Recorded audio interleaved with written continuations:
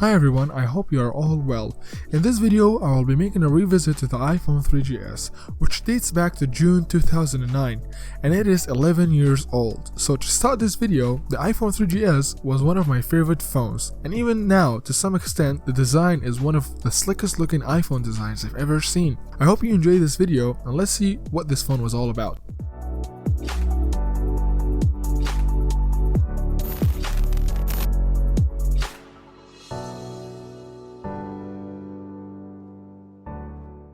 When you come across this phone, the first thing that stands out is how elegant the white color looks on the 3GS. Keeping in mind that phones in 2009 or 2008 were mainly phones with lots of buttons and removable batteries, which in my opinion led to design flaws. The iPhone 3GS came in two colors, black and white, and was released a year after the iPhone 3G. And also this phone did not have any design changes in comparison to the iPhone 3G, and it did come with a physical home button, but not like that was anything new for its time. This might be a personal opinion, but just take a look at the simplicity of the phone. Obviously this was not a perfect phone, but back in the day, there were no way in the world where you could get a competitive phone that looked as good and at the same time as simple as the iPhone 3G or the 3GS did. Fast forward to today, almost all smartphones, including the iPhone lineup, have something in common, which is the screen, size, and ratio. You rarely see a smartphone with a physical home button anymore, and that's mainly because the screen ratio is increasing as we are progressing towards the future.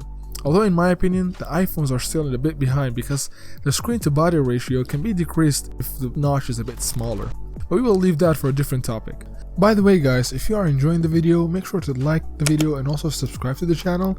It will be a great motivation for me to make more videos similar to this. So let's move on. After using the iPhone 3GS for a while, the first thing that I noticed was how small it is. It fits easily in pockets, and yeah, this phone was built to be used with one hand, and comparing it to my other rather larger iPhone, the iPhone XS Max, I was a bit shocked on how small phones were back in the day. So in 2007, the introduction of the iPhone revolutionized the phone industry with its design form factor, and one of the main factors in that was the physical home button that we don't see today. Also, the iPhone 3GS had a 3.5-inch screen, but I will explain more on that. It also came with 256 megabytes of RAM, and it only came with a single camera. I'll go more in depth on the camera later as well. So when the iPhone 3GS was first released in 2009, it was shipped out with iOS 3. However, the last version to support this iPhone was iOS 6.1.6, which was released in February 21st of 2014. This means that this iPhone was supported for updates and security patches that lasted a period of 5 years. Keep in mind that very small numbers of phones have that kind of update support nowadays.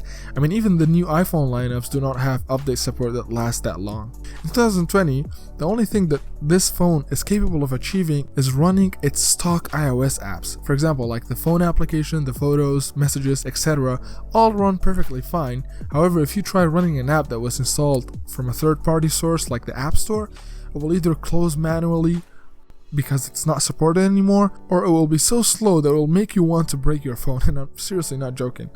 Other than that, the iOS 6 was the last version in which design, dynamics, and the user interface of OS or iOS looked realistic. That's why this version was my favorite. However, after the release of iOS 7 and so on, the looks of the iOS completely changed. Also, multitasking runs perfectly smoothly on this iOS, but only for stock applications, not third-party apps. Although the only application that would run decently from the App Store was Instagram, and my username is in front of you if you want to give me a follow. Moving on, I'm surprised how Instagram is still running smoothly on this phone that's almost 12 years old. Photos load pretty quickly, everything seems to be alright except for chats, because back in the day, in this version of Instagram, chats were not supported. Other than that, everything seems to work. Phone calls on this phone will get the job done, as they are made for that purpose and don't really require that much processing power. Although I have to say, because this phone is so unique, making phone calls with this phone out in the public really draws some attention to you. By the way, the 1420 mAh battery life on this phone stands out, as it survived for more than 1 day with me. One of the most remarkable unlocking methods that we got used to was slide to unlock. This feature was there from the release of the first iPhone OS 1 until the release of iOS 10. I was personally a bit sad when they removed this feature, but then that's not the only thing that Apple took away from their consumers, as they always tend to make radical changes. By the way, I wanted to show you how this phone deals with application launch. Therefore, I managed to run through a few apps. One of them was Facebook, which is ridiculously slow because it took around 57 seconds. So I guess I proved my argument about App Store apps not being able to load on this phone. I also tried running the YouTube app on this application, but before we get to that, I have a lot of phones laying around, including the iPod Touch first generation, which is almost 14 years old. So let me know if there's another phone, brand, or device that you want me to revisit by commenting below in the comments section. So like I said, I tried running the YouTube application here, but unfortunately the app no longer supports this version of iOS, and when I try to open it, it just closes. And also I tried to run videos through Safari and Google Chrome, but it looks like this iOS version or this iPhone does not support any sort of video playback anymore. So let's talk about the screen on this iPhone.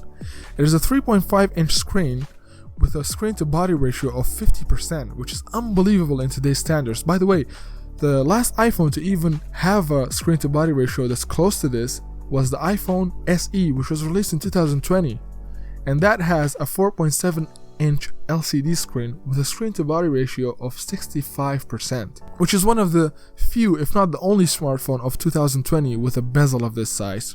Alright, now we are done with this screen. Let's talk about the body dimensions and the shape of this 11-year-old iPhone.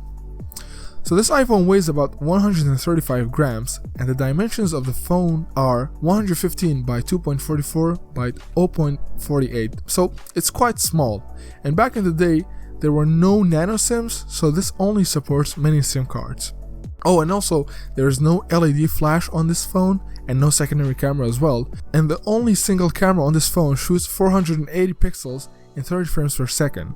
All in all, the camera was good for its time, and what good is a camera test if I don't show you some pictures? So I took 3 pictures on this phone, and it took around 5 minutes. However, the process that I had to take to import the pictures to this video took well over 30 minutes, mainly because all apps are no longer supported, and there was no way for me to send it to another device.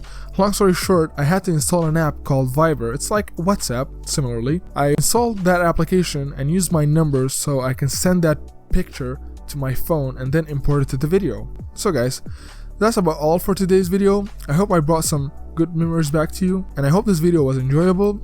If it was, subscribe to the channel and don't forget to turn on the notification bell so you can be notified whenever I post a video. Thank you so much for watching, and I'll see you next time.